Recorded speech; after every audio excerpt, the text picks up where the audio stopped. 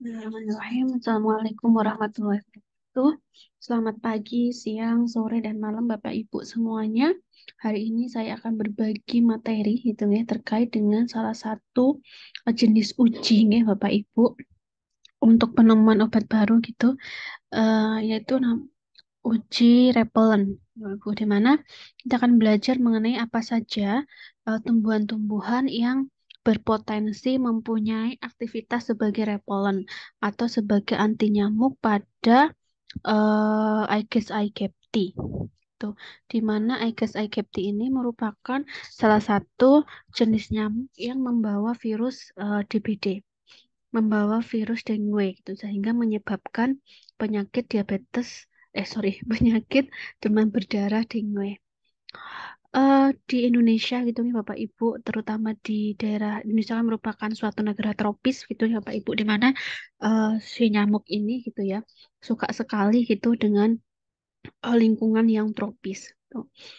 Dan eh, demam berdarah dengue atau DBD ini merupakan suatu penyakit yang bisa menyebabkan virus dengue, di mana virus dengue ini dibawa oleh eh, jenis penyakit Aedes aegypti atau Aedes albopictus itu.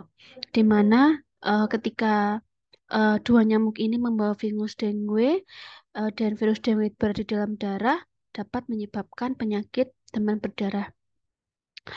Di Indonesia sendiri pada tahun 2016 ya Bapak Ibu, dari bulan Januari sampai Februari itu tercatat ada 13.219 kasus yang orang terkena DBD, di mana 137 orang meninggal gitu ya karena terjangkit penyakit DBD. Dan golongan anak-anak di usia 5 sampai 14 tahun itu merupakan eh apa nggih, merupakan kasus terbanyak gitu ya yang terpapar oleh DBD dengan prosentase 42,72%. Itu ini yang jadi pertama yang terbanyak itu pada usia 5 sampai 14 tahun. Kemudian golongan yang kedua yaitu pada usia 15 sampai 44 tahun, di mana mencapai 34,49%. Nah, virus dengue itu dibawa oleh penyakit Aedes aegypti yang betina. Gitu ya. Biasanya Aedes aegypti ini menghisap darah itu pada pagi hari, yaitu sekitar pukul 9 sampai 10 siang, dan pada sore hari gitu ya, jam 4 sampai 5 sore. Nah, telur-telur si Aedes aegypti ini biasanya disimpan di penampungan air maupun di atau pada genangan air. Tuh. Virus DBD itu virus dengue yang disebabkan yang dibawa oleh Aedes aegypti betina ini merupakan salah satu jenis penyakit yang sangat berbahaya ya Bapak Ibu, karena tadi dapat menyebabkan penderitanya sampai dengan meninggal dunia pada waktu yang singkat atau hanya dengan beberapa hari saja.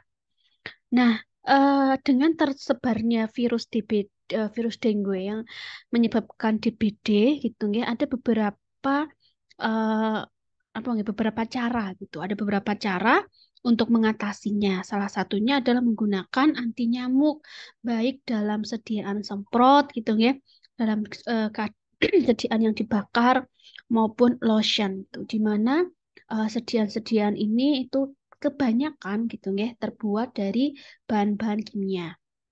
Nah, ada efek samping gitu ya, efek samping penggunaan bahan-bahan kimia di dalam sediaan, di mana bahan kimia ini dapat meninggalkan residu gitu ya, residu yang susah diuraikan alam gitu, diuraikan di alam sehingga dapat mencemari lingkungan. Eh, sehingga ya Pak Ibu, sehingga eh, masyarakat itu cenderung menggunakan repellent gitu, di mana repellent sendiri ini merupakan anti nyamuk juga nih Bapak Ibu, yang terbuat dari bahan kimia yang digunakan untuk menghindari gigitan atau gangguan dari serangga, salah satunya virus dengue dari nyamuk Aedes aegypti betina. Kemudian repellent ini biasa digunakan dengan cara disemprotkan atau dioleskan. Tuh, repelen di mana persyaratan persediaan repelen yang baik dan aman itu yang eh,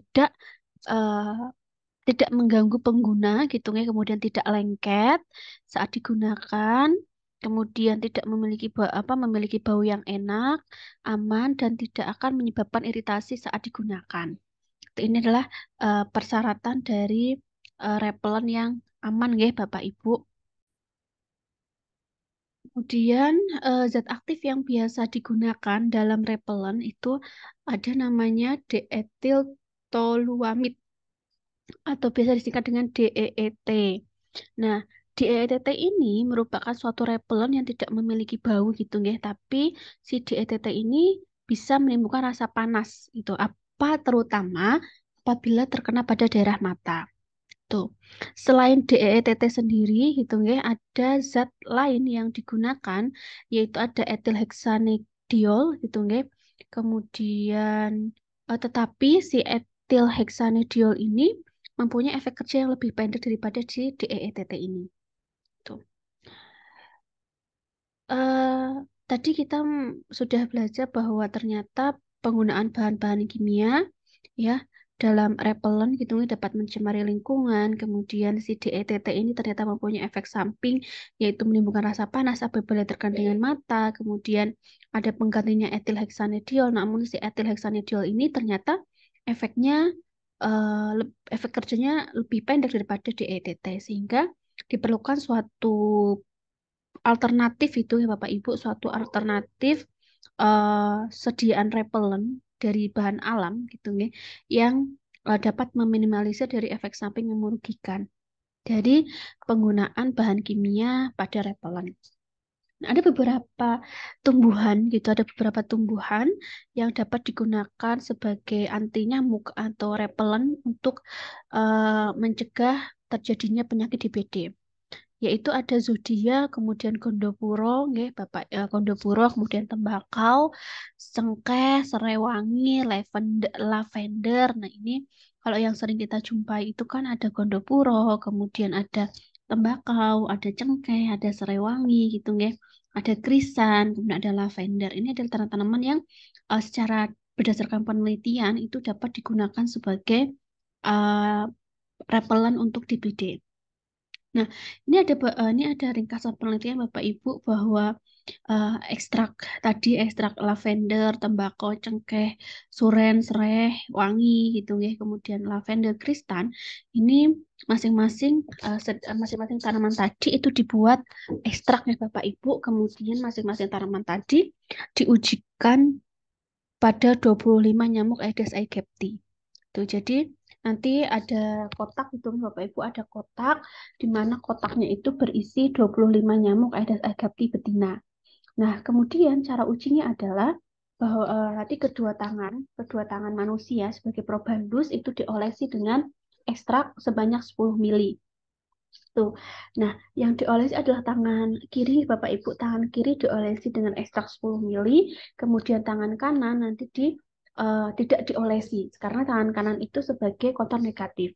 Kemudian kedua tangan dimasukkan secara bersama-sama lalu dilakukan pengujian selama 6 jam dengan durasi 5 menit per jamnya serta pengulangan dilakukan sebanyak 3 kali. Jadi 1 jam pertama gitu Bapak Ibu dimasukkan. Kemudian 5 menit dalam 1 jam itu kita cek berapa nyamuk yang sudah hinggap. Dan cek lagi dan sampai itu dilakukan sebanyak 3 kali. Tenang saja Bapak Ibu jangan berpikir bahwa loh Aedes aegypti ini kan menyebabkan virus dengue gitu, membawa virus dengue yang menyebabkan DBD gitu. Nah, Aedes aegypti yang kita gunakan untuk penelitian itu yang tidak membawa virus dengue, Bapak Ibu. Sehingga aman ini, sehingga aman digunakan untuk pengujian. Jadi probandus yang dipakai itu ya untuk pengujian Aedes aegypti ini, untuk pengujian DBD ini tidak akan kena penyakit DBD gitu. Karena jenis nyamuk Aedes aegypti betina yang digunakan itu adalah nyamuk yang tidak membawa virus dengue sehingga aman gitu ya, tidak akan menimbulkan penyakit DBD. Dari hasil ini Bapak Ibu ternyata dihasilkan bahwa ekstra zodia gitu ya dengan dosis 100% itu ternyata bisa memberikan penolakan 88,6% terhadap gigitan nyamuk pada 1 jam pertama. Kemudian pada 1 jam yang kedua gitu nggih, itu 88,2%. Pada 3 jam pemberian itu 84,5%. Dan saat pengujian 4-6 jam, ini daya tolaknya 80%. Nah, berarti eh, si ekstrak zodia dari tanaman zodia ini terbukti bahwa mampu eh, digunakan sebagai repelen. Tuh. Nah, zat aktif yang berada zat aktif yang terkandung di dalam zodia ini adalah linalol dan apinen, di mana linalol dan apinen ini dapat berfungsi sebagai untuk mengusir nyamuk. Jadi senyawa linalol dan apinin yang ada di dalam ekstrak sodia ini bisa atau berpotensi sebagai suatu senyawa yang dapat mengusir nyamuk. Lalu daun tembakau Bapak Ibu. Daun tembakau ini kan dibuat ekstrak dulu nggih. Lalu diujikan ke 25 Aedes aegypti betina dan didapatkan bahwa pada dosis 100% pada 1 jam pertama itu terjadi penolakan 92%. Kemudian pada jam kedua 88,3. Pada jam ketiga 84,9%. Lalu pada 4-6 jam berikutnya kurang dari 80%. Ini hampir sama sebenarnya dengan ekstrak zodia. Namun pada daun tembakau pada jam pertama, kemudian pada jam pertama ya Bapak Ibu, pada jam pertama ternyata efeknya lebih bagus daripada si zodia pada jam yang pertama. Nah, kandungan zat aktif apa yang dapat mengusir nyamuk pada daun tembakau, yaitu kandungan nikotin. Jadi nikotin ini dapat digunakan sebagai peptisida juga gitu ya. Selain nikotin ini di daun tembakau ini mengandung suatu senyawa alkaloid. Tuh. Kemudian selanjutnya ekstrak daun gondopuro di sini Bapak Ibu. Ekstrak daun gondopuro ini dengan dosis 100% pada 1 jam pertama itu mendapat penolakan 83,3%. Kemudian pada jam yang kedua sampai ke-6 ini kurang dari 80%. Itu senyawa apa yang berpotensi sebagai anti nyamuk pada daun gendopuro? Itu di daun gendopuro itu mengandung senyawa saponin, di mana senyawa saponin ini potensial untuk digunakan untuk mengusir nyamuk. Kemudian ekstrak daun suren ini efektivitasnya eh, lebih jelek ya Bapak Ibu dari ketiga tanaman tadi karena ini pada jam pertama tuh hanya 63,7% penolakannya. Jadi kemudian pada jam kedua sampai 6, pada jam kedua sampai jam ke-6 itu di bawah 50%, sehingga si daun suren ini dia tidak efektif digunakan sebagai anti nyamuk. Tuh. Kemudian kandungan yang terkandung dalam daun suren itu ada surenon, surenolakton, dan surenin. Jadi surenon, seronolakton, dan surenin ini kurang potensial digunakan sebagai anti nyamuk. Ekstrak daun serai Bapak Ibu, batangnya nih, batang serai wangi ini pada jam pertama itu sudah bisa memberikan penolakan 95,5%. Ini lebih bagus daripada si zodia, kemudian gondopur apa namanya eh, tembakau dan gondopuro gitu ya. Jadi lebih bagus efeknya si daun serai. Begitu juga daun cengkeh pada jam yang pertama gitu ya. Pada batang serai itu mencapai 95%, kemudian pada daun cengkeh itu mencapai 93%. Kemudian di dalam ekstrak batang serai itu mengandung senyawa apa? Itu ada sitral, citranolol, geraniol, dan citranolel, di mana keempat senyawa ini dapat menolak serangga. Sedangkan di dalam ekstrak daun cengkeh gitu, nggih, ini juga mengandung senyawa-senyawa minyak asiri seperti eugenol gitu, nggih. Kemudian bunga krisan ini juga dibuat ekstrak terlebih dahulu, namun efektivitasnya lebih bagus yang ekstrak daun cengkeh dan ekstrak batang serai wangi. Lavender juga sama. Oke, kemudian selanjutnya ada pandan dan mangkokan. Nah, ini sering digunakan ya Bapak Ibu, pandan dan mangkokan. Ternyata pandan dan mangkokan itu efektivitasnya daun pandan itu lebih besar atau lebih tinggi daripada daun mangkokan. Untuk daun pandan itu pada jam yang pertama penolakannya adalah 93,55%, sedangkan mangkokan hanya 87,5%. Nah, kenapa demikian? Karena di dalam daun pandan ini mengandung beberapa minyak asiri seperti hidrokarbon cis keterpen, di mana si hidrokarbon cis keterpen ini Jumlahnya ada 6-42%. Tuh, di dalam daun pandan ini juga mengandung si linalol gitu, di mana linalol ini merupakan salah satu senyawa yang baunya itu tidak disukai oleh nyamuk. Kemudian di dalam daun mangkokan itu juga mengandung senyawa flavonoid dan saponin gitu ya, yang bisa sebagai anti nyamuk.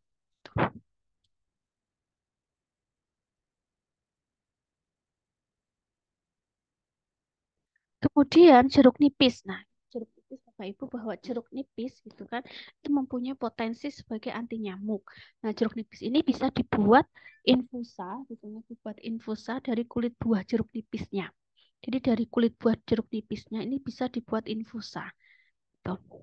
Ini bisa memberikan dosis 25% ekstra itu bisa membunuh 90% nyamuk. Kan sangat bagus. Karena di dalam kulit buah jeruk nipis ini mengandung minyak atsiri. Gitu ya. Salah satunya ada citronella, limonel gitu ya, geraniol sampai alpha terpenil.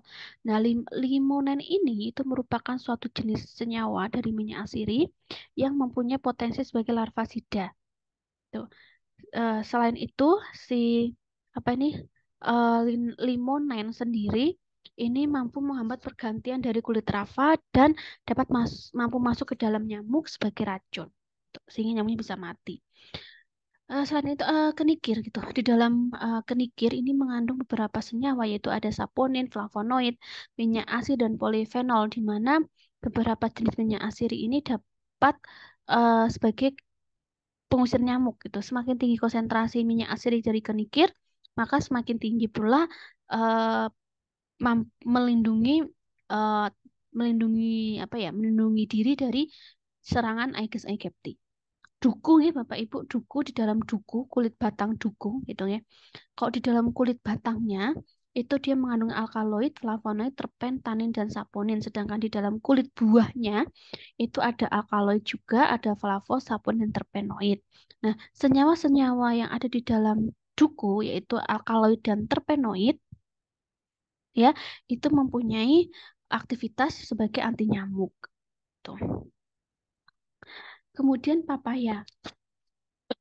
Papaya ini pada konsentrasi 30% itu memiliki eh, sebagai anti nyamuk itu 91,3%.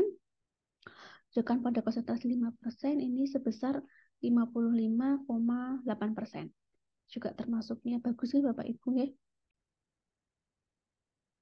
Kemudian si papaya ini juga bisa dibuat sediaan lotion ya. Lotion papaya sebagai anti nyamuk. Nyamuk tidak mau mendekat di kandang. Nah, ini kalau ada bau dari papaya gitu Bapak Ibu ya, bau dari papaya ini sangat tidak disukai oleh nyamuk. Nah, sehingga si papaya ini bisa dibuat dalam satu sediaan lotion.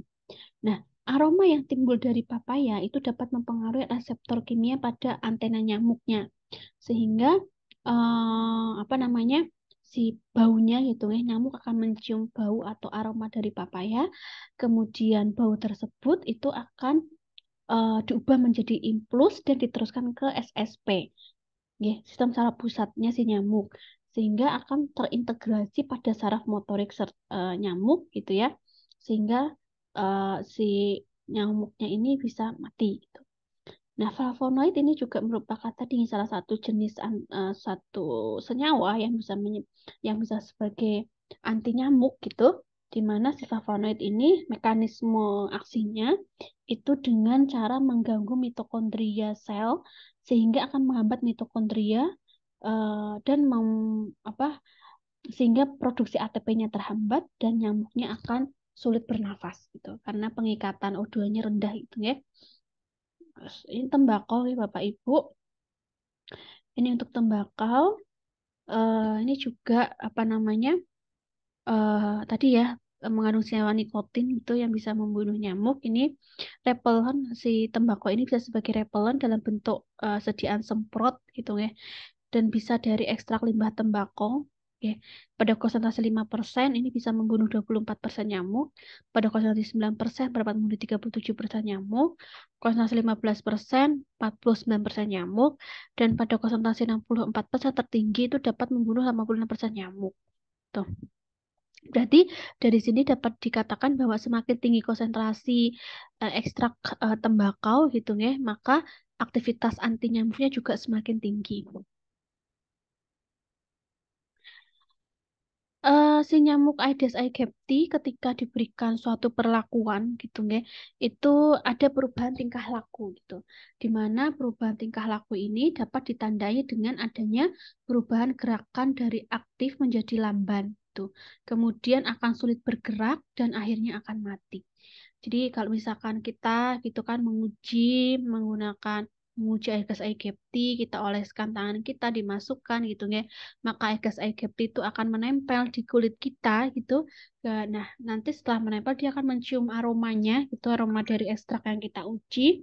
Kemudian nanti akan ada perubahan gerakan dari si Aedes aegypti, di mana nanti si Aedes aegypti ini akan menjadi dari aktif menjadi lamban, itu kemudian akan sulit melakukan pergerakan dan akhirnya akan mati. Tuh. Nah, senyawa yang ada di dalam tembakau yang berpotensi sebagai anti nyamuk selain nikotin ini juga ada alkaloid dan flavonoid atau flavonoid.